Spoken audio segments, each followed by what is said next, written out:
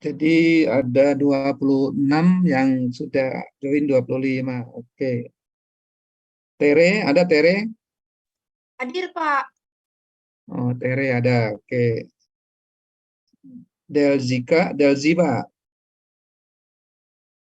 Mana Delziba?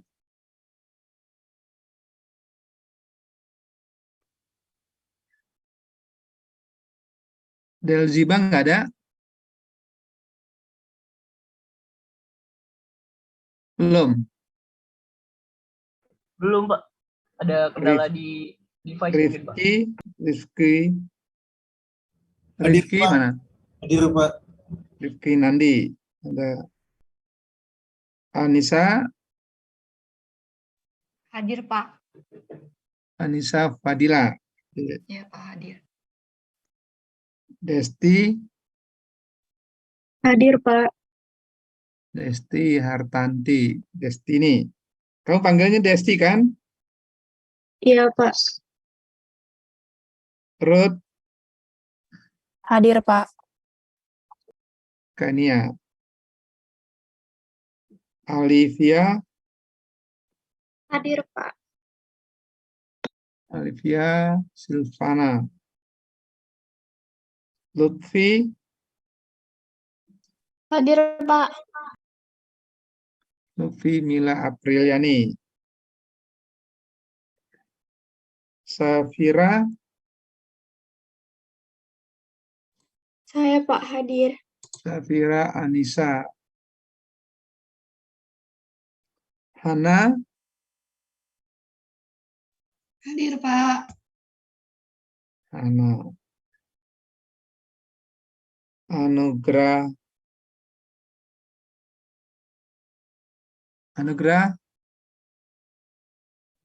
Anugrah izin ke toilet, Pak. Sudah berkabar lewat chat di Zoom, Bapak. Kemana dia ke toilet? Ilham. Hadir, Pak. Fausia. Fausia Miratul. Hadir, Pak. Prizi. Hadir, Pak. Mana Prizi? Oke. Sarah. Najla. Hadir, Pak. Davin.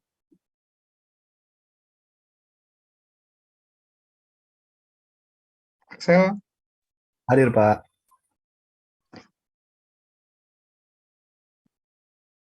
Devira. Hadir, Pak. Satya. Hadir, Pak.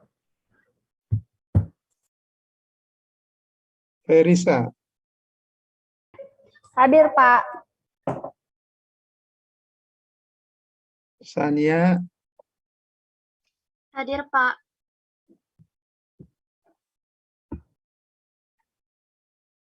Farsa. Hadir, Pak. Stefani. Hadir, Pak. Stefani Nur.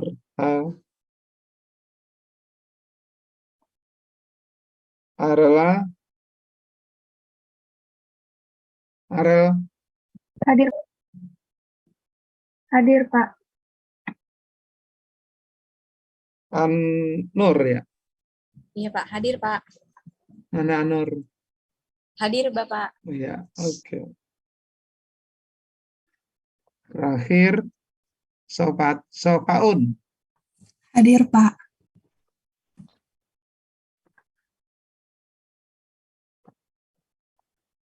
Ya, baik, saya ya. Assalamualaikum warahmatullahi wabarakatuh. Waalaikumsalam. Waalaikumsalam warahmatullahi wabarakatuh. Bapak maaf, Lanang hadir ya, Pak? Siapa? Anugerah Lanang, Pak. Oh iya. Anak lanang kemana kamu anak lanang? Iya, lagi agak kurang enak badan, Pak, perutnya. Oh gitu ya. Iya, jadi mules, Pak. Oke, untuk hari ini kita lanjutkan perkuliahan kita minggu kedua Dan kemarin secara umum saya sudah menyampaikan ketentuan dan aturan-aturan yang berlaku di proses belajar kita. Semoga ini bisa kita jalankan dan kita taati bersama ya. Tentu kalau dikatakan ditaati, dan kelas ini udah membagi kelompoknya belum? Kan kita ada 26 nih. 26 itu kalau mau dibagi 10 kelompok gimana itu? Nggak mungkin dua setengah ya. Ada yang 3, ada yang 2. Pokoknya nanti Ilhan, apa siapa yang punya tanggung jawab sini? Narah hubungnya siapa kelas B ini? Kelas D ya? Saya Pak Anissa. Anissa, nanti Anissa bagi bagaimana menjadi 10 kelompok. Boleh ada yang 2, boleh ada yang 3. Ya, baik Pak. Ya, sehingga nanti setelah ada kelompok, saya akan kasih temanya. Karena temanya itu nanti akan berkaitan dengan Anda, ada yang mungkin harus survei ke perusahaannya, atau bisa juga cukup dengan metodenya adalah Anda secara di Google aja juga bisa, tapi kalau bisa Anda bisa mengunjungi perusahaannya, sehingga itu nanti yang akan dipresentasikan dan akan Anda buat makalahnya atau bahan. Kalau saya sih kadang-kadang satu adalah untuk yang dipresentasikan dan satu untuk bahan bacaan. Sehingga kalau saya lihat dari yang Bu Titi yang sebagai dosen pengampu yang udah sekian belasan tahun ngajar, saya lihat dia modelnya begitu. Dulu memang saya menyarankannya begitu. Ditugaskan mahasiswa misalnya bagaimana peran bank di dalam pembayaran perdagangan internasional. Nah, di situ Anda kalau mau valid datanya, mungkin boleh Anda mendatangi banknya, atau ada untuk berkunjung ke sana, atau minta waktu ke bagian internasionalnya, atau ke divisi internasionalnya, sehingga mereka mengasih bahan. Tapi kalau Anda tidak bisa ke sana, tapi Anda juga bisa mencari di literatur-literatur yang sudah ada. Apakah itu di jurnal, apakah itu di Google atau dan sebagainya. Atau dari skripsi-skripsi yang ada, silakan. Sehingga nanti saya berharap ya, misalnya peran bank, bagaimana bank tadi dalam pembukaan LC dan bagaimana bank dalam impor dan bagaimana juga bank dalam ekspornya. Jadi kelihatan perannya. Jadi Anda nanti kita bagi kelompoknya, setelah kelompoknya ada, nanti saya kasih temanya, kelompok 1 siapa, dan temanya ini. Nanti baru kita bicara teknis penulisannya. Sehingga itu menjadi bahan bacaan bersama. Ya sebenarnya bahan-bahan dari Bu Titi juga ada, cuman menurut saya juga perlu Anda membaca terlebih dahulu. Ya. Nah, terus yang kedua, kemarin polanya adalah bahwa perkuliahan minggu pertama, minggu kedua ini perkuliahan, nanti akan Anda buat jurnalnya itu kemarin. Yang memang itu dikumpulin pada minggu keempat ya. Jadi hari ini nih kita perkuliahan minggu ini, nanti minggu depan Anda membuat ringkasan ya, atau jurnalnya istilahnya di dalam perkuliahan kemarin. Sehingga nanti Anda akan kirim melalui, saya kan juga buka di Google Meet, kalau enggak bisa juga Google Drive di kelas ya. Karena saya kadang-kadang juga di e-learning-nya tuh enggak terlalu rajin juga membukanya. Nanti tinggal Anissa ya kita komunikasikan bagaimana ininya. Biasanya kelas itu juga ada Google Drive ya. Itu bisa Anda bantu prosesnya. Sehingga saya nanti kalau pada saat mau melakukan penilaian, ya saya di situ aja. Kan bisa digunakan. Mungkin itu sekedar informasi di awal. Nah, kalau ada mungkin 5 kelompok yang 3, yang 5 kelompok yang 2, kan gitu ya. Kalau 5, 25, 3, 15, Ya mungkin ada 6 kali ya, 6 yang apa? Yang berdua, yang bertiga, dan 4 yang berdua. Nah, atur aja ya. Saya kalau mau dibikin 13 kelompok juga bisa aja, tapi kita bikin 10 aja. Sehingga nanti dari 10 itu kita akan presentasikan seminggu satu kali, dan seterusnya. Nanti kita akan ulas dalam pembahasan. Oke, itu untuk tugas ya. Mudah-mudahan mulai minggu depan sudah mulai, karena topik 1 menjadi tugas pertama. Nanti kita diskusi topik 2 menjadi tugas kedua. Dan kalau nggak salah, saya mungkin sampai mid-test itu kita 6 topik yang kita bahas, paling banyak 7 dan seterusnya. Oke, ada yang mau ditanyakan sebelum kita mulai?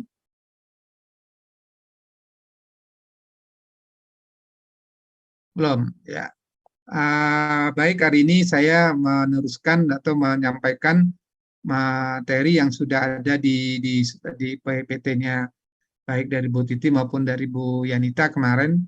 Tentu saya dari sisi mengikuti pola yang ada dulu, sehingga saya juga nanti akan bisa bercerita, mudah-mudahan ini menjadi daya tarik juga buat Anda. Semoga Anda juga bisa memahami memang kalau minggu sampai mitas ini kita akan banyak menyampaikan materi-materi yang sudah ada dan kita akan diskusikan. Ya. Baik, saya akan melihat ya bahwa di sini ada pengantar. Tentu saya akan coba share screen dari materi yang ada.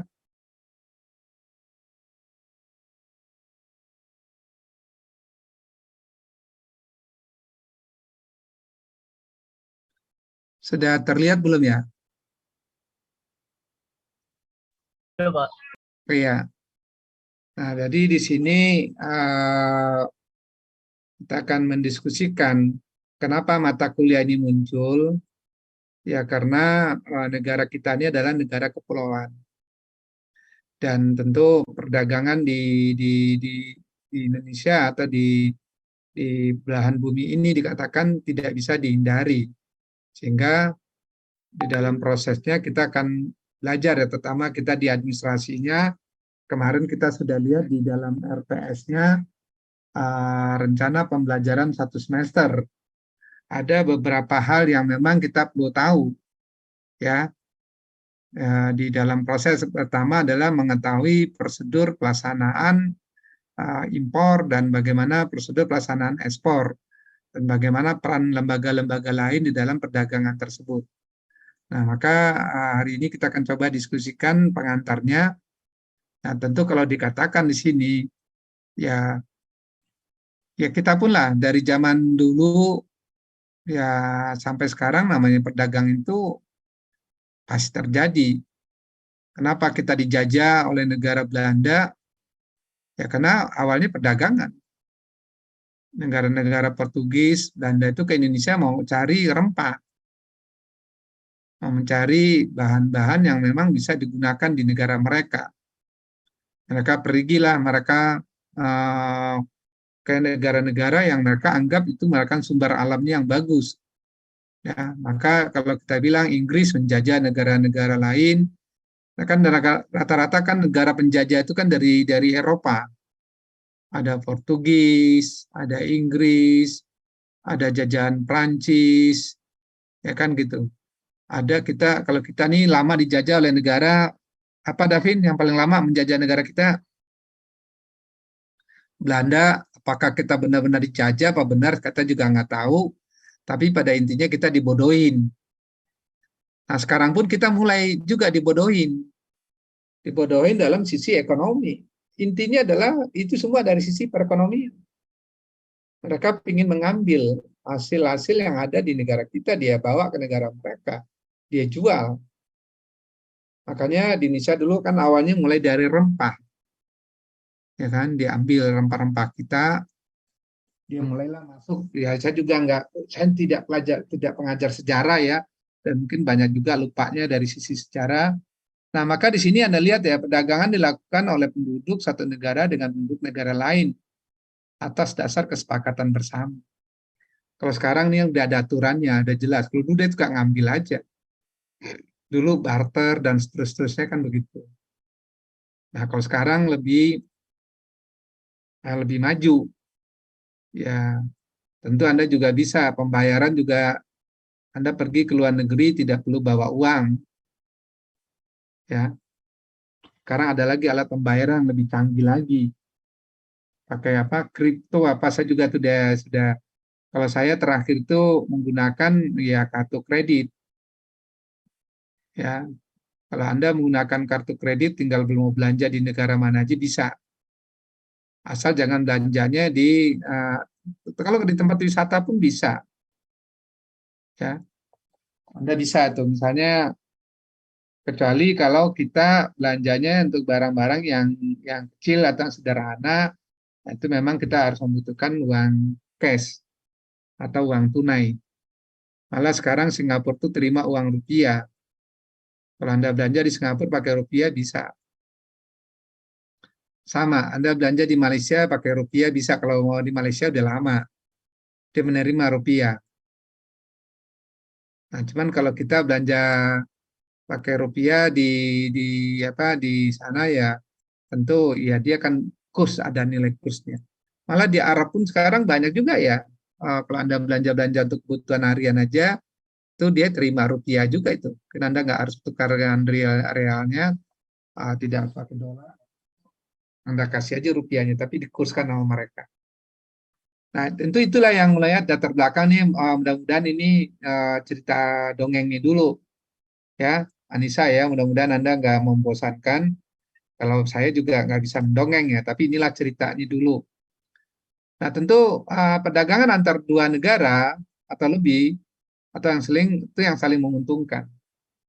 Makanya kita punya potensi negara apa yang kita miliki, keunggulan-keunggulan apa yang kita miliki, itu yang kita perdagangkan. Ini kan cerita dongeng di depannya. Tapi nanti bagaimana melaksanakannya agak berbeda. Kalau Anda mau menjual sesuatu ke Papua, menjual sesuatu ke Aceh, padahal kalau ke Aceh itu lebih jauh daripada kita ke Singapura. Ya. Kalau kita terbang ke Singapura, terbang ke Aceh itu ya lebih lama terbang ke Acehnya daripada ke Singapura. Tapi kalau kita mau menjual sesuatu ke Singapura harus ada prosedur. Beda dengan kita ingin menjual sesuatu barang dari Jakarta ke Aceh. Atau sebaliknya, kita membeli sesuatu dari Aceh, bawa ke Jakarta, ya tinggal bawa aja. Tapi kalau di Singapura, kita mau bawa barang sesuatu dari Singapura, kalau nilainya lebih dari 2.500 US dollar, ya itu harus ada biaya-biaya yang harus kita keluarkan. Kan itu ada aturan-aturannya yang memang diatur. Nah, kenapa itu diatur? Ya itu untuk melindungi kalau kita bilang. Nah, itulah teorika dasarnya, ya. Karena kalau kita lihat perdagangan itu selalu muncul ya Indonesia. Ya ini kalau kita lihat profilnya dan seterusnya, ya ini gambaran ya bahwa Indonesia dikatakan di sini sangat layak ya dikatakan di dalam sisi perdagangan kita sangat menguntungkan dan seterusnya.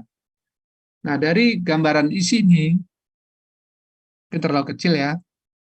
Kalau di sini mau membesarkannya, saya ini karena punya bukan slide saya jadi saya juga nggak. Oke lah kita. Oke berikutnya adalah faktor-faktor pendorong terjadinya perdagangan internasional. Nah, tentu sumber daya alam jelas. Ada yang paham nggak nih kenapa sumber daya alam ini menjadi pendorong? Coba Satya, Ya, Pak. kenapa sumber daya alam menjadi pendorong perdagangan internasional? Karena mungkin suatu bahan yang utama, Pak, untuk terjadinya perdagangan internasional. Apa sumber daya alam Indonesia yang menjadi adanya perdagangan dengan luar negeri? Contohnya yang terbesar itu kelapa sawit, Pak. Kelapa sawit itu untuk bahan apa? Macam-macam sih, Pak. Bisa buat sabun, terus minyak goreng, itu juga bisa, Pak. Terus yang lain coba saya minta Angel di kelas ini ya? Ada Angel ya? Mana Angel? Enggak ya? Enggak ada. Nggak ada, Pak. Stefani aja deh, Stefani. Angel kelas sebelah ya. Stefani, ada kan kelas ini? Ada, Pak. Ya, coba saya ingin dengar suaranya, Stefani. Apa keunggulan negara-negara Indonesia lagi pendorong terjadinya sumber daya alam itu apalagi selain dari sawit tadi benar. Terima kasih Satya. Coba Angel. Barang tambang, Pak. Apa contohnya barang tambang? Bisa minyak sama gas bumi atau emas, batu bara gitu, Pak. Itu menjadi barang-barang yang dijual ke luar negeri atau yang diekspor. Ya. Kita minyak bumi menurut Anda ekspor apa beli impor? Impor, Pak. Ya. Kita impor ya. Jadi memang bahan bakunya di Indonesia ada, ladang-ladang minyaknya, sumber minyaknya ada. Tapi kita mentah. Nah, itulah yang menjadi kelemahan dari sisi Pertamina. Kemarin membeli sumur-sumur bornya, ternyata sumur bornya udah kering. Karena dia diambil semua oleh asing, oleh Conoco, Exxon. Kita tinggal beli yang kosong, yang barang ini udah nggak ada. Nah, itulah kadang-kadang kalau Anda lihat perkembangan di Indonesia itu kan gitu, kesalahan-kesalahan para pimpinan kita. Terus apalagi yang lain selain batu bara itu gimana, Saudara Stefani? Kita ekspor apa impor? Batu bara kalau nggak salah kita pakai sendiri ya, Pak. Nggak diekspor, nggak diimpor gitu, Pak. Oh, tapi Anda dengar nggak batu bara itu diekspor? Ya, kalau Anda lihat batu bara kita ada yang diekspor. Itu negara-negara Amerika, Eropa, juga termasuk Korea aja ekspor dari Indonesia batu baranya. Nah, Indonesia salah satu sumber alamnya yang bagus adalah batu bara. Lagi maka banyak di Kalimantan itu adalah sumber batu bara. Itu kita ekspor. Kalau karet kita ekspor apa impor? Bahan mentahnya ekspor, Pak. Ya, kita karet-karet kita tuh dibutuhkan oleh negara-negara lain. Saya pernah berkunjung ke PT Perkebunan. Nah, itu bagaimana mereka mengekspor dengan kualitas yang bagus. Jadi karet-karet itu dari mulai perkebunan masuk ke mereka, dia proses produksi, diolah, setelah itu baru dikirim keluar. Nah, itu juga merupakan ya faktor perdagangan juga mendorong gitu. Ya.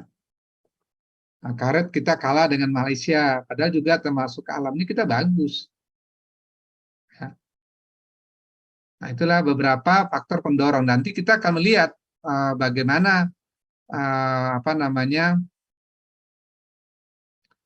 dalam pelaksanaannya itu sendiri nanti kan tidak mudah, itu yang kita akan diskusikan. Kalau kita langsung bahas ke prosedurnya nanti ini jadi bahan hilang aja dalam proses belajar kita. Nah, kalau dari sisi selera, ini gimana nih kok bisa terjadi di situ perdagangan internasional dengan selera? Apa nih contohnya? Coba Alivia. Iya, Pak. Kenapa selera itu menjadi faktor pendorong terjadinya perdagangan internasional? Kalau menurut yang saya tahu itu kan di Malang banyak produksi apel ya, Pak, apel Ya. Malang. Nah, namun karena masyarakat Indonesia banyak yang suka apel dari impor, makanya Indonesia mengimpor apel juga, Pak, dari Amerika dan Australia. Seleranya dia nggak suka apel Malang. Kenapa nggak suka apel Malang kamu, Anissa? Apa tadi? Saya suka-suka aja, Pak. Terus, Alivia, kamu suka-suka aja apel Malang? Iya. Nah, menurut kamu kenapa masih banyak Apa itu diimpor dari Amerika? Washington apple, apel Washington. Karena selera masyarakat berbeda-beda, Pak. Ya. Jeruk aja kita impor apa ekspor?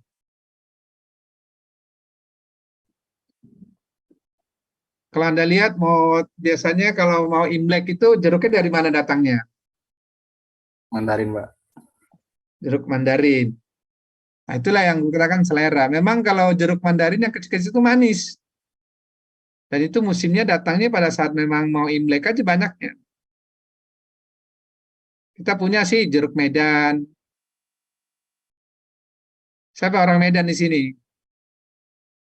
Saya, Pak. Oh, Ruth. Kamu ada jeruk Medan? Pernah makan jeruk Medan nggak kamu? Pernah, Pak. Nah, kenapa itu? Kadang-kadang kalau kita lihat, saya pernah sering juga orang bertanya, jeruk Medan itu lebih mahal daripada jeruk dari Mandarin. Kenapa? Kenapa menurut Ruth itu? Kamu senang dipanggil Ruth apa senang Kaniap? Senangnya? Ruth, Pak. Oh, Ruth ya. Gimana tuh Ruth?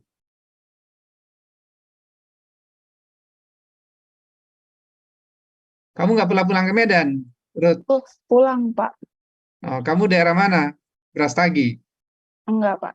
Saya Apa di marganya? Belakangnya apa? Belakangnya marga kau? Gultom, Pak. Oh, Gultom. Gultom itu Tapanuli ya?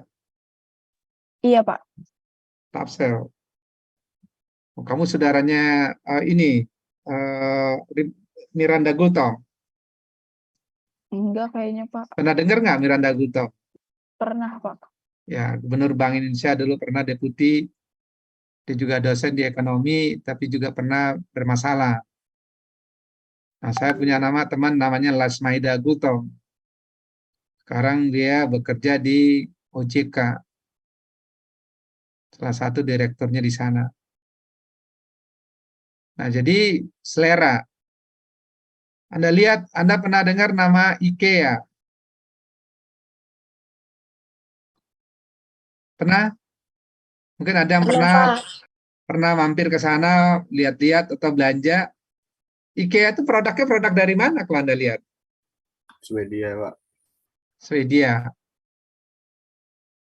Kenapa IKEA itu muncul di Indonesia? Apakah itu dia kebutuhan, selera, apa gimana menurut Anda itu?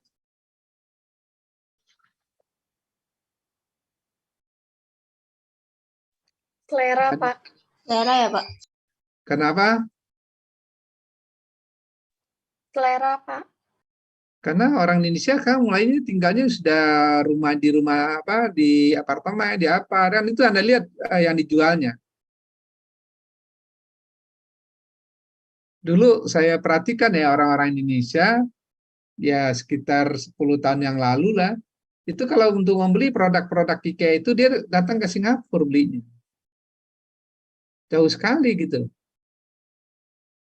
Nah, karena itu dilihat, dia kan punya data yang melihat bahwa oh, ini orang Indonesia yang banyak belanja ke Singapura. Terus barangnya dikirim ke Indonesia dan kena biaya dan sebagainya. Akhirnya IKEA itu muncullah di Indonesia. Kalau menurut Anda kan Anda belum, sekarang umur 20-an, IKEA itu kan masih baru. Masih terbatas kan tempatnya.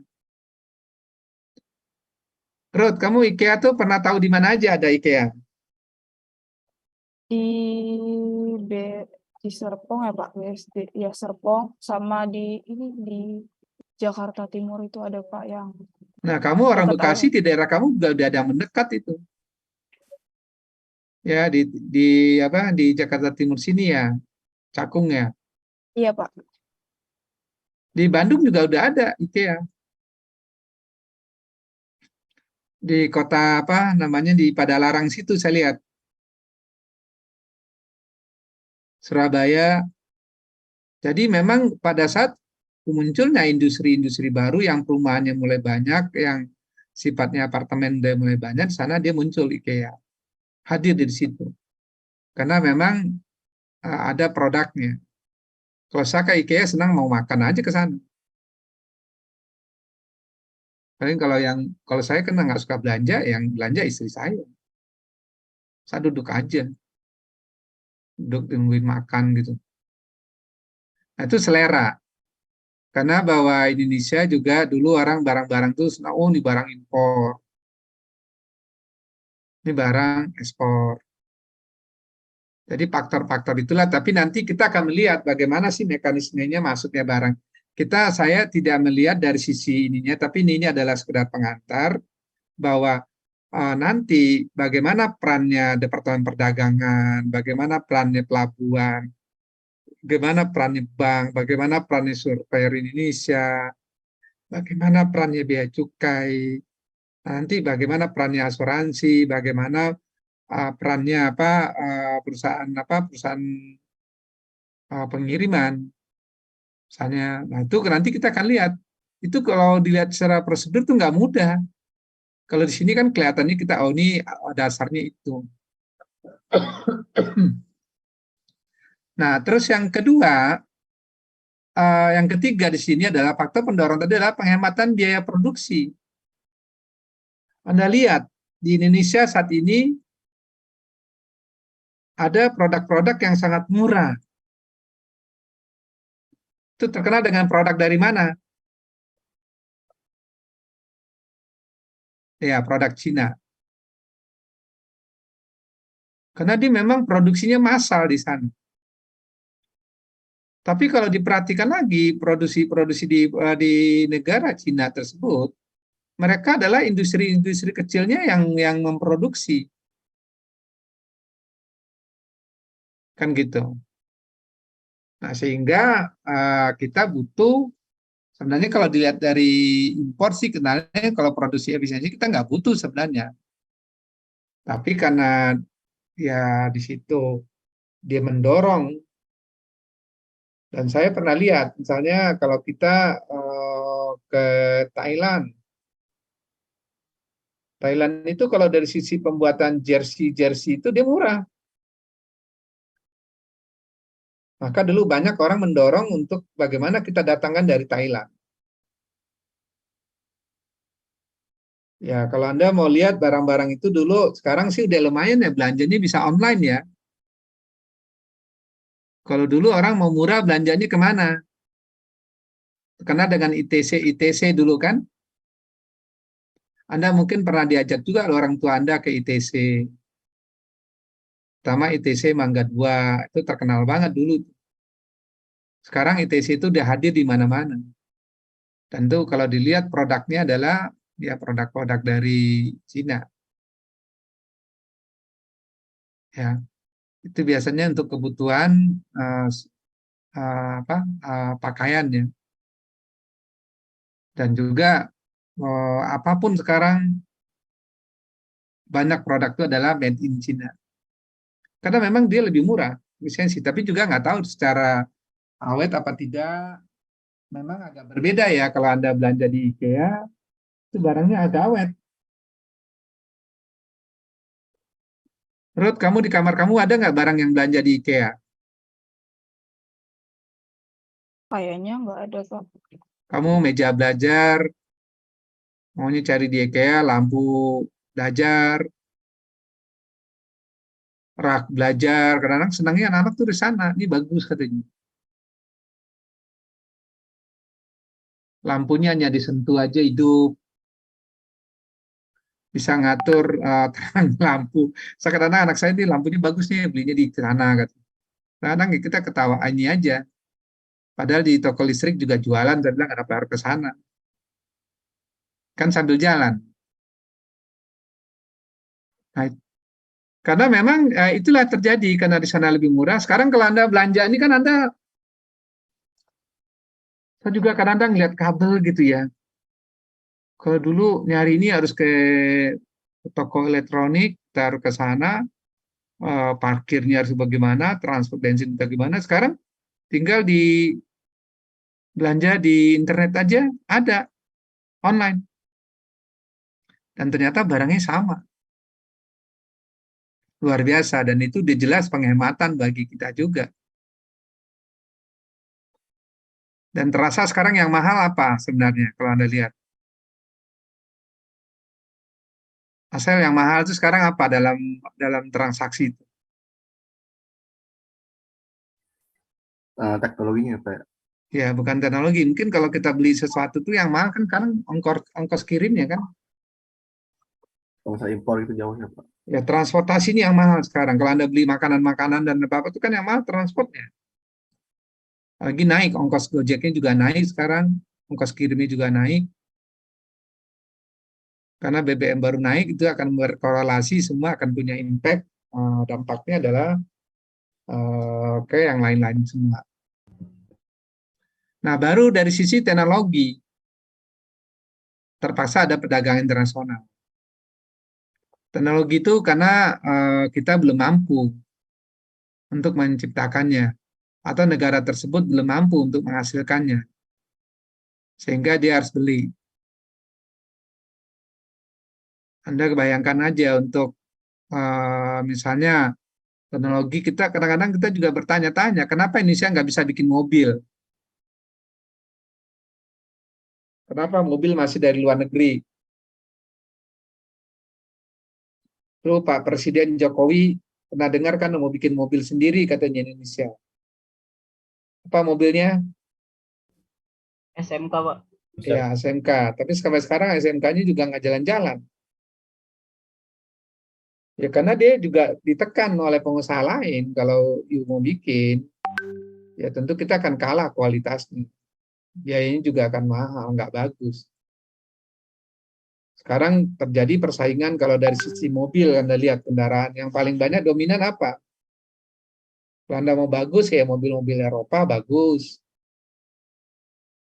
Mobil-mobil Amerika mahal harganya.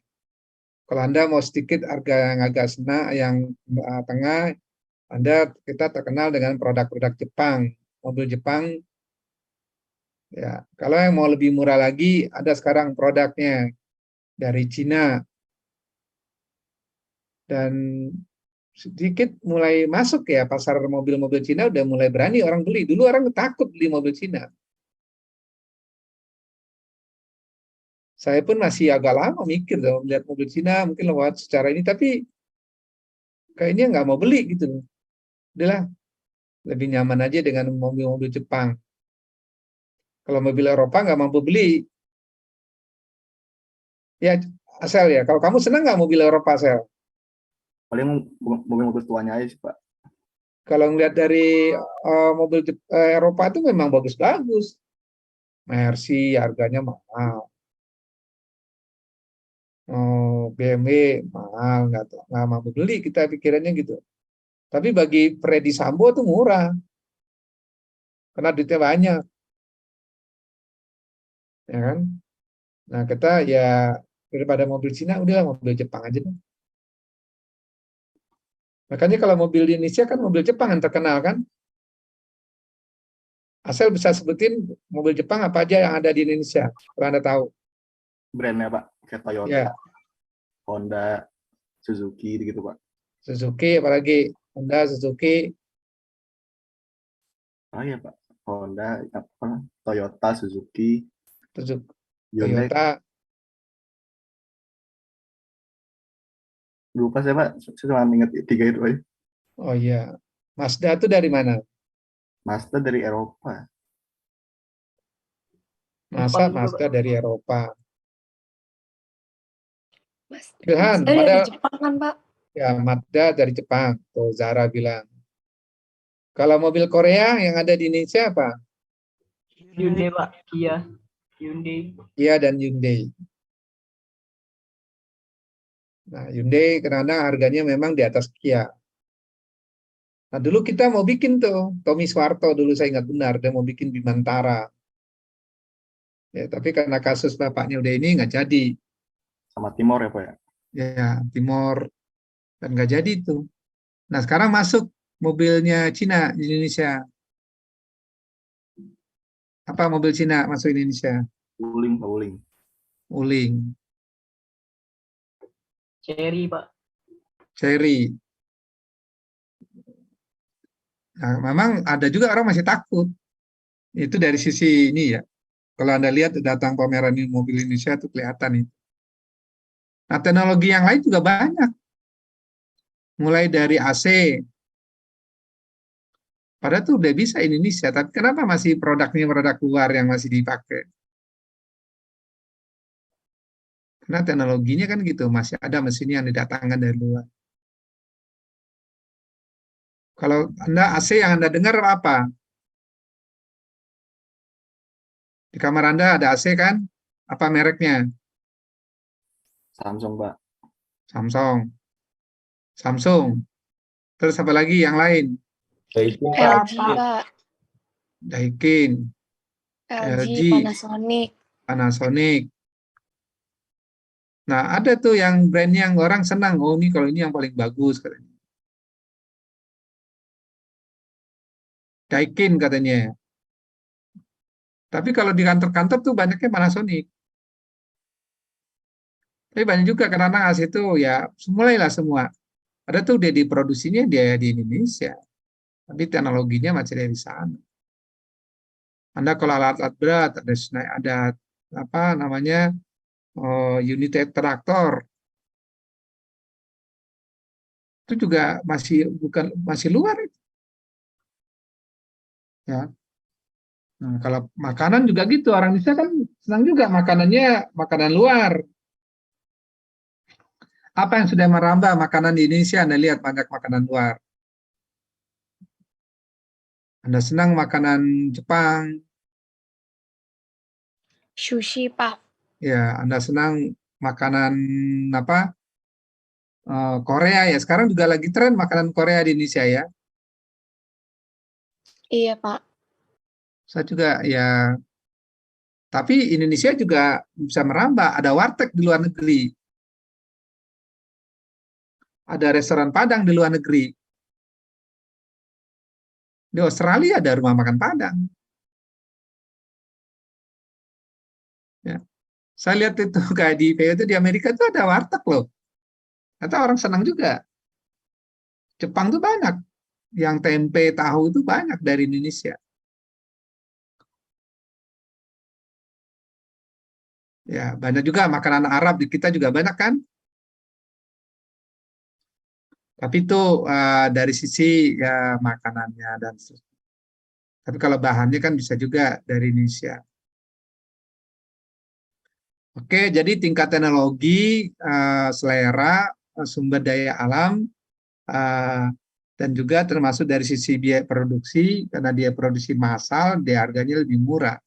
Kadang-kadang kita melihat bagaimana nih orang kok jual gini murah banget, gitu. Kalau kita bikin lama banget prosesnya kan.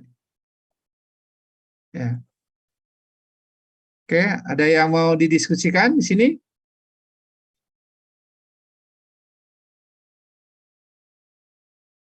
Ya, silakan, siapa?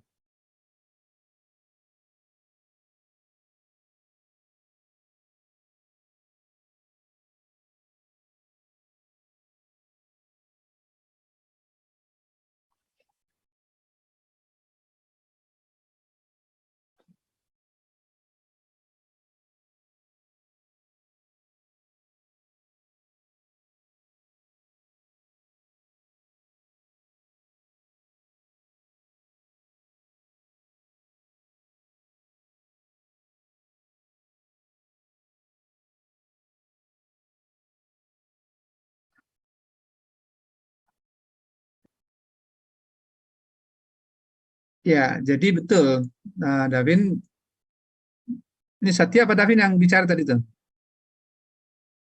Oke, Davin ya. Karena memang dengan teknologi itu, misalnya kita pesawat, puing,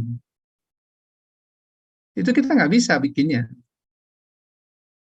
Paling kita bisa ya ada CNN, Anda lihat apa yang CNN apa yang punyanya Dirgantara Indonesia, nah itu kita tetap beli teknologinya, Boeing. Nah, tentu kan dari sisi teknologi itu kita belum bisa, termasuk kita pesawat harus impor. Nah, ada juga kita punya kapal laut. kapal-kapal itu juga masih banyak yang impor. Walaupun kita punya PT PAL, cuman ya kapal perang kita aja masih banyak yang impor. Ya kan, Anda lihat pesawat-pesawat kita, jet tempur kita impor. Senjata pun masih banyak kita yang impor. Nah, itu dari sisi teknologi, nggak tahu saya, kalau kita produksi mungkin lebih mahal. Akhirnya lebih baik kita beli sendiri, beli daripada kita produksi. Jadi ada korelasinya dengan yang nomor tadi, karena dia produksinya massal, maka dia lebih murah. Anda lihat ya, ya ada sih PT Pindad itu juga mau ada sih produksinya, tapi kan belum bisa dipakai. Dan kalau beli lebih mahal kalau kita mau beli. Cuman karena dia digunakan oleh Menteri Pertahanan atau Angkatan Darat sehingga dia beli. Kayak kita nih beli punya apa namanya mobil tank gitu kan. Itu kita aja masih beli dari luar negeri walaupun kita punya PT Pindad gitu. Tapi masih beli kita. Nah, jadi teknologinya kita belum bisa menggunakannya, terpaksa kita harus impor. Kan gitu. Nah, itu perdagangan itu juga banyak. Nanti kita akan lihat bagaimana kalau mengimpor senjata dari luar negeri. Ada prosedurnya. Mungkin kita ke situ, tapi di sini kita sebagai pengantar gitu kan. Ada barang-barang yang boleh diimpor, ada barang-barang yang tidak boleh diimpor. Termasuk juga ada barang-barang yang boleh diekspor, ada yang tidak boleh diekspor. Oke, Davin gitu, terima kasih. Ada yang lain?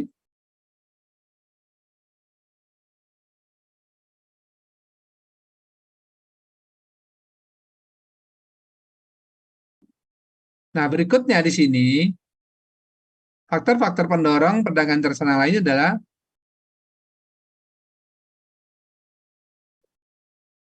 untuk memenuhi kebutuhan barang dan jasa dalam negeri. Ada yang bisa menyebutkan nggak apa contohnya kebutuhan barang dan jasa dalam negeri yang kita masih impor? Izin jawab Pak. Kalau Ya, untuk silakan. mungkin seperti ini ya Pak, tenaga kerja asing Pak. Ya, jasanya. Nanti kita datangkan dari luar negeri.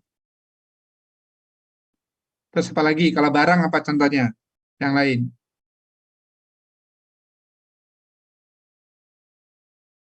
Kayak minyak BBM Pak, kan kita masih sering impor tuh. Kita belum bisa masukkan diri sendiri, jadi kita masih sering impor. Ya, karena kita sebenarnya bisa menghasilkan sendiri. Tapi karena kita tuh terbatas jumlahnya, maka terpaksa kita harus impor. Anda bayangkan kita impor BBM kita dari mana? Singapura. Apakah Singapura penghasil minyak? Kan tanda tanya besar buat kita. Nah, disitulah yang disebut dengan adanya mafia perdagangan.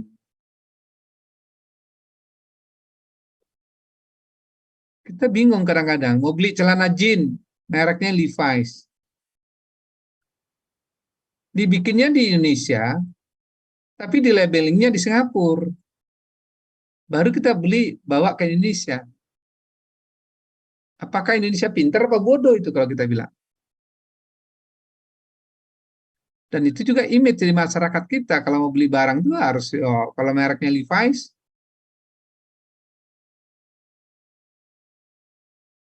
ini kadang-kadang di kita kan begitu. Makanya kalau orang bilang, wah ini Levi's-nya barangnya sama, jenisnya sama, tapi belinya di Tanah Abang. Nah orang Indonesia kan ada yang nggak mau kayak begitu kan? Itu apa sebenarnya penyebabnya menurut Anda? Ini diskusi nih ya.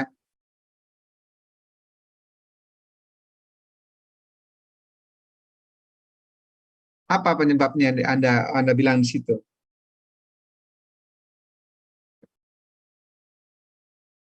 Padahal Adidas itu, Nike itu ada yang produksi Indonesia. Dibuatnya di Indonesia. Rasa gengsi yang tinggi nggak sih, Pak? Ya, karena memang itu. Kita senang kalau beli barangnya barang impor. Ini branded nih, barang luar. Padahal kalau kita lihat sama aja. Malah itu yang banyak dipalsukan di Indonesia kan. Akhirnya muncullah barang yang Anda bilang ini KW 1, KW 2. Ada istilahnya kan gitu ya. Kalau Anda belanja barang-barang ya yang kebutuhan sehari-hari yang dipakai, maka kadang-kadang lebih senang pakai barang yang nggak ada mereknya kan gitu. Betul nggak? Betul, Pak. Oh ini barang bermerek tapi ini KW apa enggak? Kalau saya kadang-kadang karena kita itu kan kemakan apa namanya? Tadi siapa bilang Zara ya, gengsinya ya. Iya, Pak. Ya mudah-mudahan kita nggak dimakan gengsi kan gitu. Tapi memang ada kalau secara keramik ya memang buatan luar lebih bagus. Sekarang kan banyak juga keramik itu yang seperti bahan kayu gitu kan. Anak-anak sekarang maunya kamarnya dikasih yang begitu. Itu masih impor juga. Tapi memang itulah tuntutan. Karena di Indonesia belum bisa bikinnya dan seterusnya ada, kualitasnya belum bagus. Nah, tentu yang lain adalah faktor pendorong adalah keinginan memperoleh keuntungan dan meningkatkan pendapatan negara. Negara ingin punya devisa. Kan gitu. Makanya kalau kita akhirnya yang kita kirim jasanya ke luar negeri. Indonesia juga banyak ngirim jasa ke luar negeri loh. Ya, tenaga kerja kita ekspor. Tapi kita tenaga kerjanya yang dikirim adalah tenaga kerja yang level bawah. Ya kan? Ke Taiwan, itu banyak tenaga kerja Indonesia. Di Hong Kong itu banyak tenaga kerja Indonesia. Tapi untuk penjaga toko atau kerja di industri dan seterusnya. Kan banyak. Nah, tapi kalau tenaga-tenaga ahlinya kita masih terbatas di luar negeri. Ya, di Singapura sih banyak juga, sudah mulai banyak tenaga kerja kita di Singapura yang berkompetisi. Makanya dulu dikhawatirkan kalau di Indonesia terjadi pasar bebas tenaga kerja, maka untuk tenaga kerja Indonesia itu dari sisi yang skillnya kita akan kalah dari luar negeri. Nah, makanya adanya kompetensi, bagaimana kita didorong untuk ke sana kan gitu. Indonesia kan ekspornya kan tenaga kerja yang bawahan kan, yang rendah kan, yang malah banyaknya yang informal Indonesia. Untuk apa tenaga kerja Indonesia di luar negeri banyaknya? Anda lihat di sektor mana mereka bekerja? Di rumah tangga, Pak. Ya, asisten rumah tangga. Di Malaysia aja juga banyak kan disiksa. Karena dia masuk ilegal.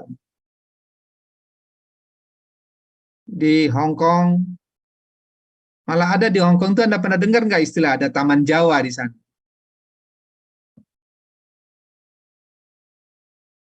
Pernah dengar nggak istilah itu? Ada tuh Taman Jawa. Karena di sana dia juga senang ya orang Indonesia kerja di Hong Kong. Sebagai asisten rumah tangga, kenapa? Dia kena sang kerja, gajinya lebih besar. Terus Sabtu Minggu dia dapat libur. Kalau di Indonesia asisten rumah tangga, apa yang Anda dengar?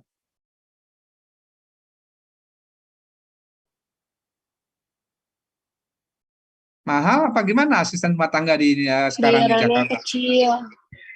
Bayarannya kecil, Pak. Bayarnya kecil, terus gimana lagi Jalziba? Jam kerjanya jelas nggak?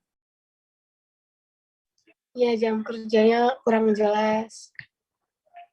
Kan gitu. Sebenarnya lama-lama kalau orang kerja di asisten rumah tangga, kasih dia Sabtu Minggu libur. Nah, di Indonesia itu juga dari sisi ketenaga kerjaan kita ceritanya. Ya kalau sisi yang lain ya kita bisa banding-bandingkan. Kalau Indonesia kan banyaknya orang-orang asing ya di sini dibayarnya mahal. Tapi kita juga masih bersyukur, banyak juga loh tenaga kerja dari Afrika. Tapi di Afrika itu orang-orang Afrika malah dia terkenalnya di sini kan agak sedikit negatif kita berpandangannya.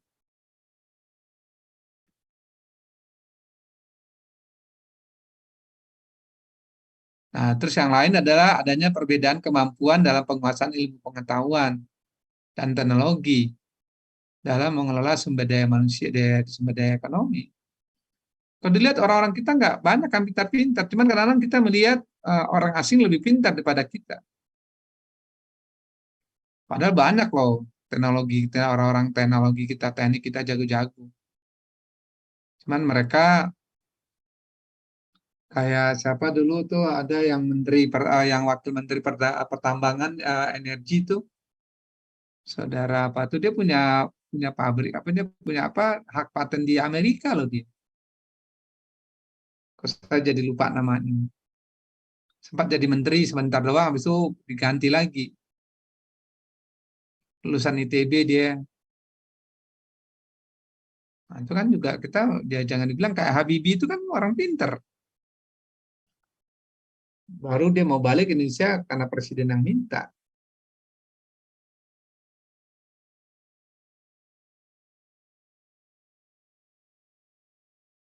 Oke. Ada yang mau komen di sini?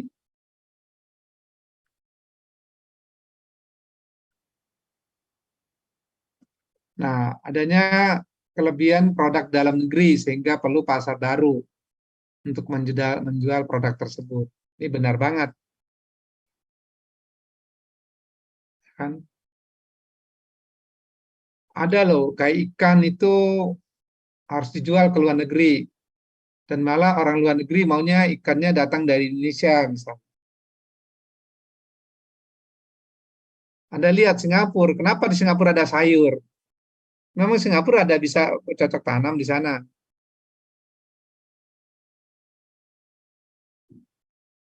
Dia impor semua.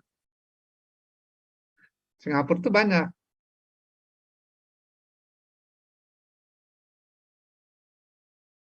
Beda, misalnya saya juga pernah pergi ke waktu saya berangkat haji gitu.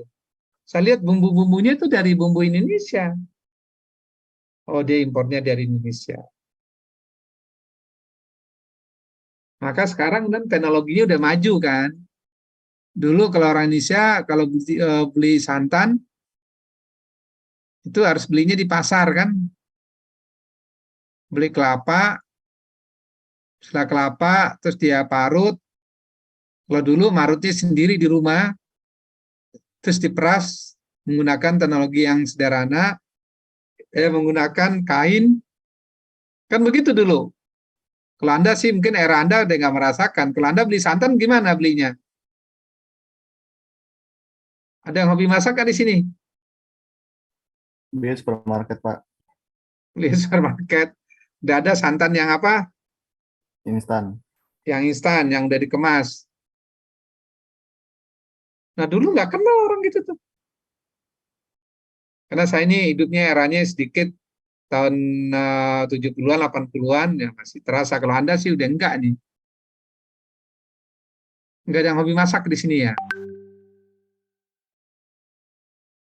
Nah, Beli keinginan santan membuka, bisa di itu Pak yang di tukang kelapa gitu Pak. ya itu kan yang tradisional kan kayak gitu. Kalau yang mau lebih tidak tradisional, gimana beli santannya? Beli santan instan, Pak. Bikin Kemasan. Ya, sendiri. santan instan itu Dari kelapa Pak, terus dari diparut. ya yang sudah dimasukkan ke dalam kemasan kan? Iya benar. Kalau dulu siapa tadi itu kalau mau bikin rendang gitu, ya beli santannya adalah ya ke pasar ke tukang kelapa. Dia ada mesin parutnya. Setelah itu langsung diperas. Kita bawa pulang ke rumah airnya aja. Kalau saya masih merasakan kalau mau beli santan kelapa, beli kelapanya dulu, dipotong dulu, diparut sama sendiri, terus kita baru peras. Itu saya masih ingat itu ngasih ngerasain itu zamannya seperti itu. Dan masih punya mesin parut sendiri. Saya dulu pernah punya rumah makan. Jadi saya tukang kelapa itu ngirim kelapa ke rumah makan. Nah, nanti karyawan yang parut sendiri, dia yang memisahkan batok kelapanya, setelah itu dipisahkan, setelah itu baru diparut, baru diperas. Perasnya masih tradisional. Nah, sekarang ada mesin parut istilahnya kalau Anda jalan-jalan juga ke pasar itu. Nah, itu cara tradisional yang keinginan membuka kerjasama hubungan politik dengan dukungan negara lain. Kita lihat banyak ini. Negara-negara Eropa banyak yang ngambil sesuatu dari Indonesia dan sebaliknya. Kita juga masih butuh negara lain.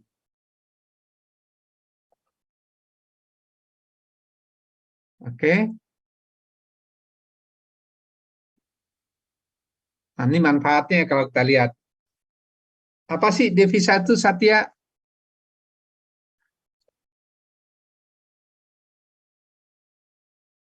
Ya Pak, Dikata di sini manfaat perdagangan internasional. Kita memperoleh devisa.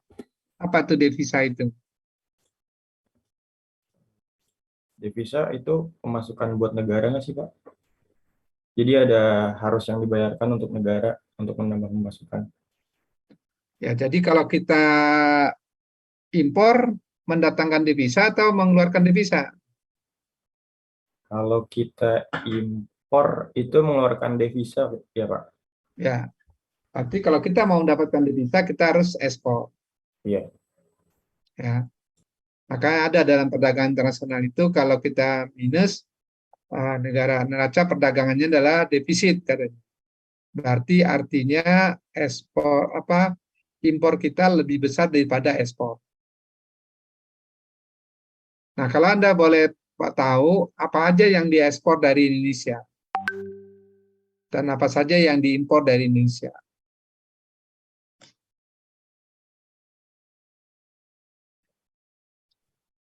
Ada yang tahu? Yang diekspor ya Pak? Ya, Termasuk lobster nggak sih Pak sampai sekarang? lobster kita ekspor, Batu bara. batu bara kita ekspor, karet kita ekspor. Ada juga yang dalam negeri. Terus Rempah-rempah. rempah-rempah kita ekspor. Tapi ada juga loh kita rempah-rempah yang impor sekarang. Apa yang kita impor rempah-rempah? Bawang ya Pak? Ya, bawang bombay katanya. Kadang-kadang kita bawang aja, bawang putih kita juga impor, makanya kan dibatasi oleh Indonesia mana barang yang kontrol. Kalau kebanyakan beras aja kita sempat impor katanya. Nah, bagaimana biar beras itu nggak impor? Gitu, maka kita dilaunchingkanlah swasembada pangan. Kalau jahe kita ekspor. Kopi ada yang ekspor, ada yang impor kan? Kopi mana yang kita impor?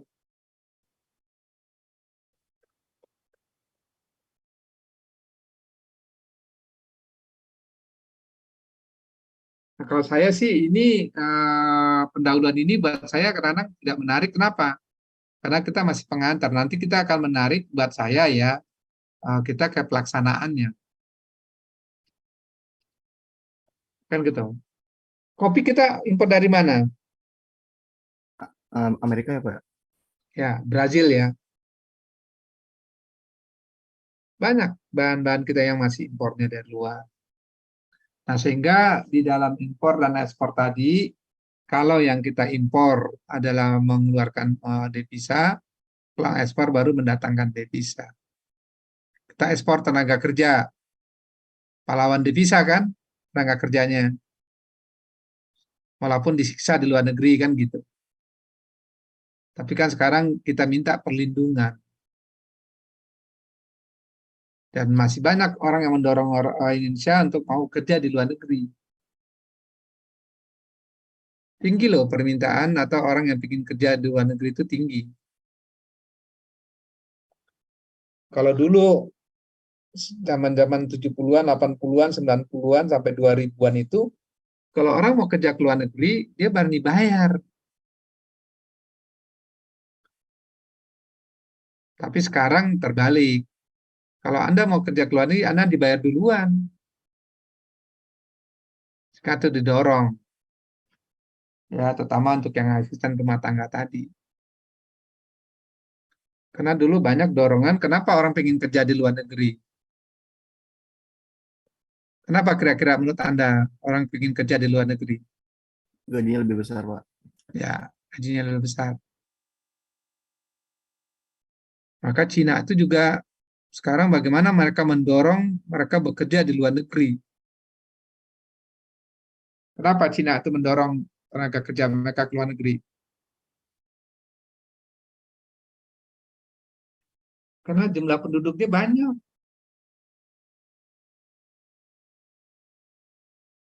Cina berapa jumlah penduduknya menurut Anda?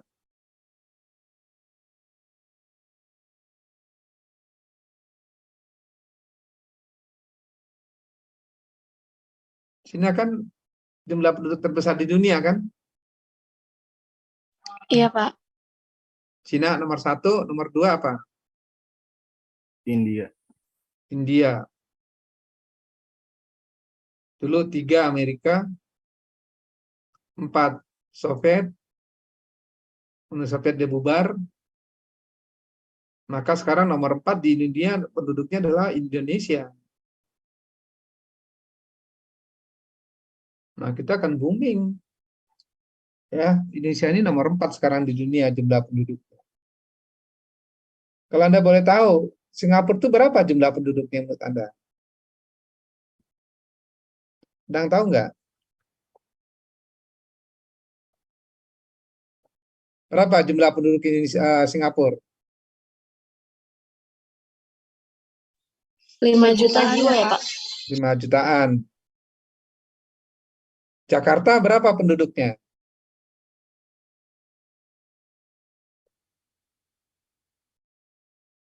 10 jutaan. Berarti Jakarta lebih besar daripada Singapura.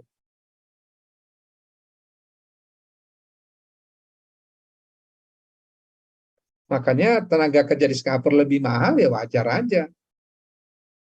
Kenapa orang Indonesia juga pengen ke Singapura? Anda lihat Singapura tuh ya, memang dia tertib negaranya. Dia termasuk, saya dengar berita kemarin, negara yang bebas, yang tidak terkorup ya.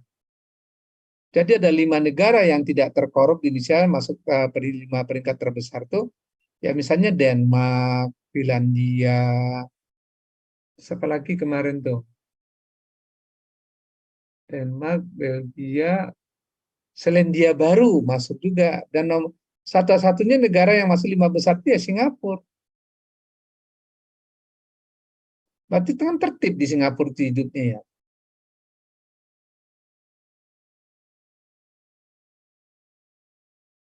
Banyak juga orang yang senang tinggal di Singapura, walaupun biaya hidupnya mahal katanya. Tapi dia merasa tertib di sana. Ada yang ingin tinggal di Singapura di sini? Axel, kamu ingin tinggal di Singapura nggak? Enggak pakainya, Pak. Oh enggak. Olivia? Enggak, Pak. Ruth? Mana tadi Ruth?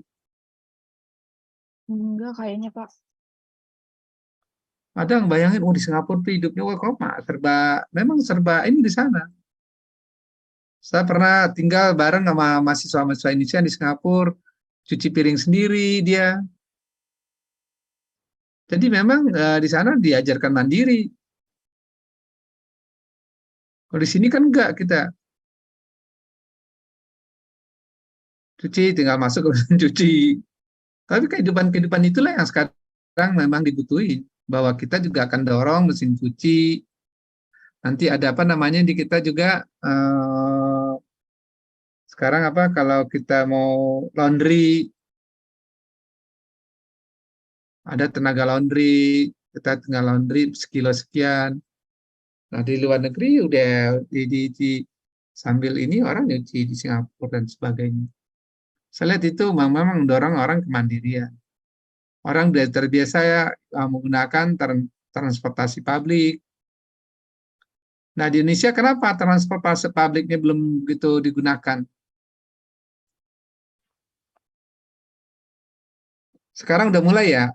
Ruth, kamu pernah naik kereta? Pernah, Pak. Udah mulai berani. Siapa yang menggunakan kereta sama Transjakarta di dalam sehari-harinya gitu loh? Saya, Pak. Siapa? Ruth. Ruth. Kamu ke kampus naik kereta Iya, Pak, sama Transjakarta. Transjakarta. Nah, tentu ini akan mendorong orang akan tinggal di LRT nanti yang dekat dengan LRT, yang dekat dengan Transjakarta kita bisa.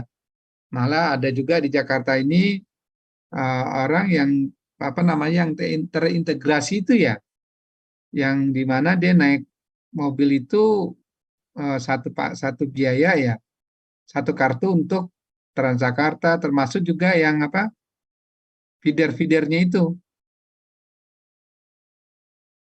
yang naik angkot itu nggak bayar gitu, dia satu paket dengan Transjakarta. Ada yang menggunakan public transportasi seperti itu dalam perjalanannya.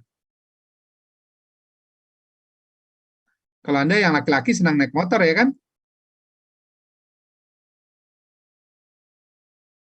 Davin, kamu naik motor?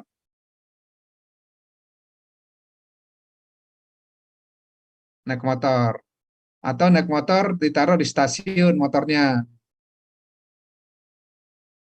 Dan itu udah mulai ini. Jadi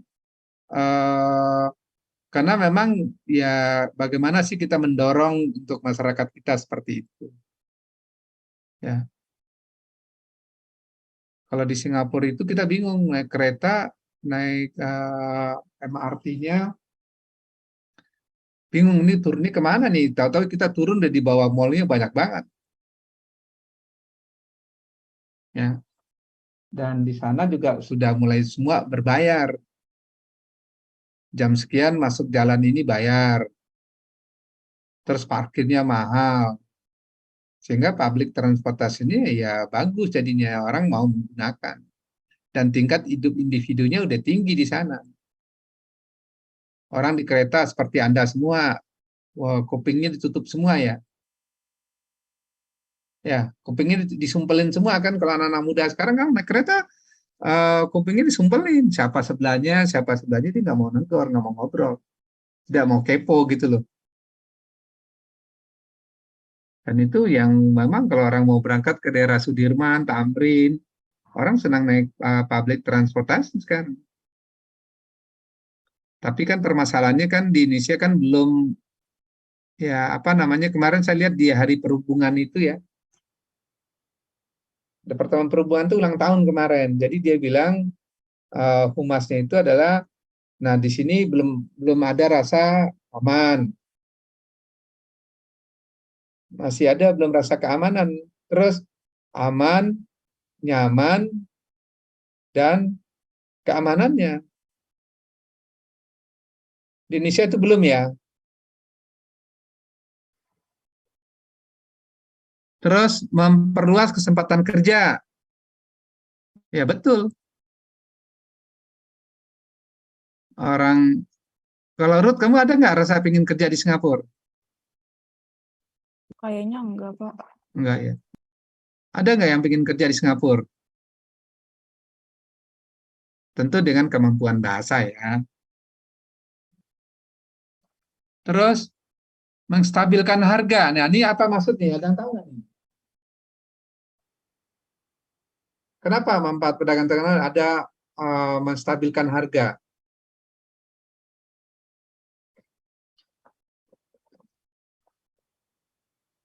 Izin menjawab, Pak. Mungkin contoh Ya, silakan, Davin.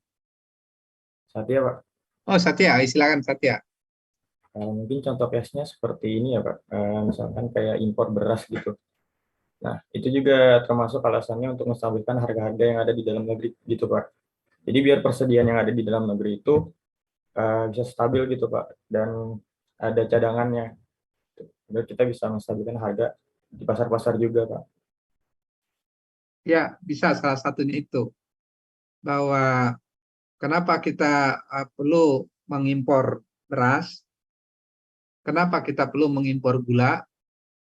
Karena kebutuhan gula di Indonesia sangat tinggi misalnya, sehingga tidak bisa terpenuhi oleh kebutuhan dalam negeri, oleh hasil produksi dalam negeri, sehingga mau tidak mau kita perlu melakukan impor. Anda pernah mendengar nggak cerita kenapa BBM harus naik? Pernah, Pak. Ya karena memang ya kebutuhan dalam negerinya tinggi sekali. Mau tidak mau kita harus membeli. Pertamina itu harus beli dan akhirnya dia mensubsidi. Nah, maka Sandiaga Uno pernah mengeluarkan celetukan. Kalau mau murah, biar nggak ini, kita beli aja bahan bakar kita dari Rusia. Itu murah. Karena di Rusia tuh bahan bakarnya atau minyak itu melimpah di sana. Nah, kita beli aja dari Rusia katanya.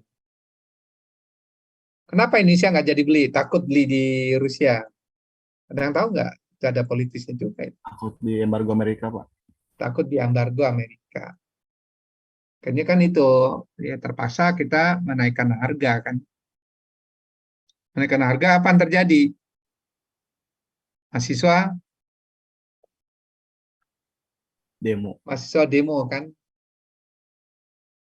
Tapi mahasiswa demo juga beritanya sebentar.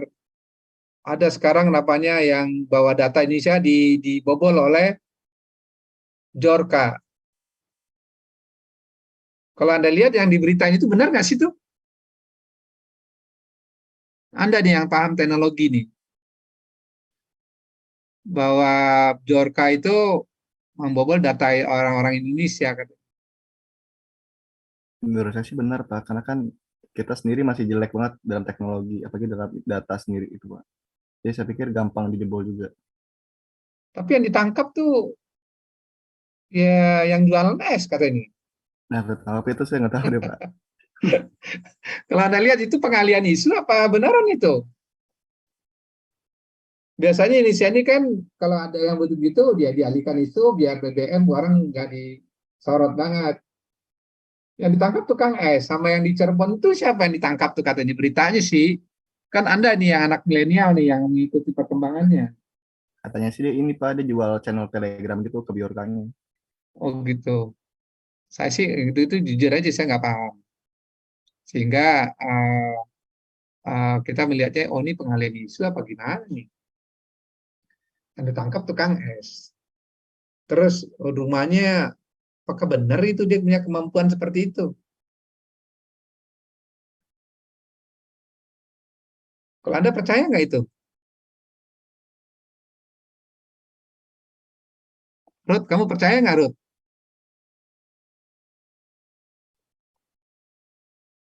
Bahwa ada pembobol data Indonesia, terus dia yang ditangkap tukang itu, yang di Malang sama Cirebon ya, kalau nggak salah ya. Beritanya kan begitu ya?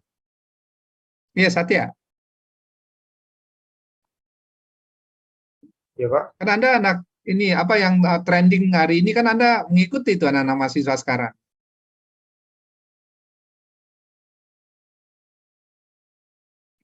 Katanya isu untuk mengalihkan beritanya BBM naik sama biar berita Sambo hilang. Jadi sekarang Jorka yang lagi ini, yang lagi tren.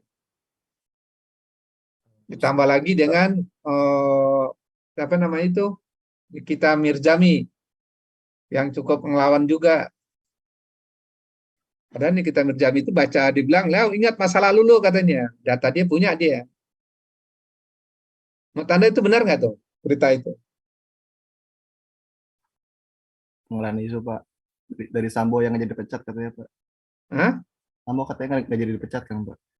Oh iya, kalau Sambo dekat Nikita Mirzani dia betul itu. Makanya orang bilang kalau Nikita Mirzani udah lah nggak usah ikutan lo, lu kan masa lalu lu masalah kelam dia. Kalau saya sih tahu berita juga, teman-teman saya juga banyak cerita begitu, yang main di level atas gitu. Ya, Nikita Mirzani itu tinggal telepon aja, booking, datang deh itu. Nah, dia cerita, oh, banyak lah itu kan cerita di kelas atas ya. Kalau mau Nikita Mirzani tinggal mau berapa, blocking aja dia. Sekarang aja dia udah cukup ini ya, ratingnya bagus. Terus meningkatkan kualitas konsumsi. Nah, ini betul. Anda lihat ya, Bali itu kenapa banyak juga, saya banyak teman-teman saya juga di Bali itu, dia untuk bahan-bahan apa itu dia ekspor loh. Dia ekspor ke Eropa, tentu dengan standar kualitasnya bagus. Dan kita juga mencenderung memang kalau dengan impor tuh kualitas barangnya bagus.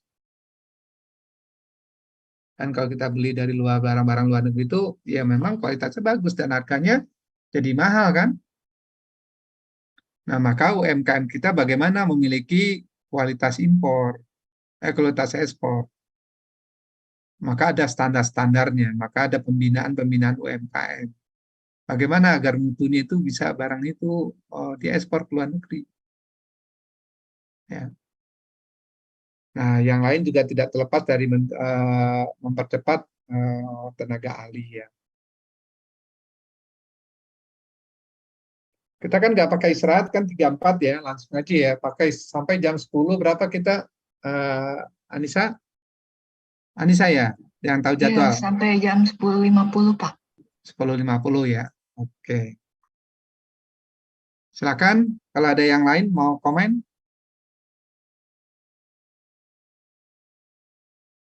Nah, ini menurut teorikal ya. Sedono Soekarno pedagang internasional itu ya memperoleh barang yang tidak dapat diproduksi di negeri sendiri. Nah, banyaklah contoh-contohnya. Dan kadang-kadang tadi ada yang bilang, kadang-kadang kenapa kita senang impor, karena kita kadang-kadang bangga pakai produk luar negeri. Padahal di Indonesia banyak. Atau memang karena secara, tadi dibilang juga di sini adalah transfer teknologi, karena memang teknologinya kita nggak mampu. Ini secara teori ya, dan secara prakteknya juga benar. Oke, saya pikir ini hari ini kita ngobrol kosong dulu. Ini artinya ngobrol kosong sekedar pengantar kita. Dan nanti inti dari pembelajaran kita perdagangan internasional itu ya kita memang bagaimana kita bisa melakukannya dan melaksanakan. Bagaimana kita impor, bagaimana kita mengekspor, dan bagaimana kita melaksanakan, bagaimana peran departemen lembaga-lembaga yang terkait dalam perdagangan tadi. Ya, tapi ini alasan dan argumennya ini dulu. Kenapa kita impor? Kenapa kita ekspor? Nah, lihat kan gitu. Makanya ya senang kita karena kita ada keunggulan advantage di sini ya kita memproduksi sendiri. Ya. Banyak juga barang produsen itu dia senang bikin pabriknya di sini. Seperti perusahaan-perusahaan multi internasional itu ya. Unilever dia bikin Indonesia, Unilever Indonesia. Padahal Unilever itu adalah utamanya Inggris. Tapi dia bikin di Indonesia. Sehingga dia akan menjadi keunggulan di sini, dia akan produk dan akan dijual ke luar negeri. Ya. Ada juga produk-produk Belanda yang memang impor, dia produksi di Indonesia. Ya kayak Nike kita lihat itu kan produk barang luar. Tapi dia ada yang produksi made in Indonesia, ada yang made in Vietnam, ada yang made in Thailand, Bangkok. Kan gitu. Karena memang ya orang lebih senang menggunakan, dan dia akan ada pabriknya di Indonesia, kan gitu. Oke, hari ini kita cukupkan dulu. Nanti kita lanjut besok ya. Ini masih ada sih cerita-cerita ini banyak. Ya, ini kita ceritakan dulu secara terakhir ini untuk satu minggu ini, course dan seterusnya ya. Oke, sehingga nanti baru setelah itu kita masuk ke topiknya. Bagaimana terjadinya perdagangan, sales kontrak dan seterusnya.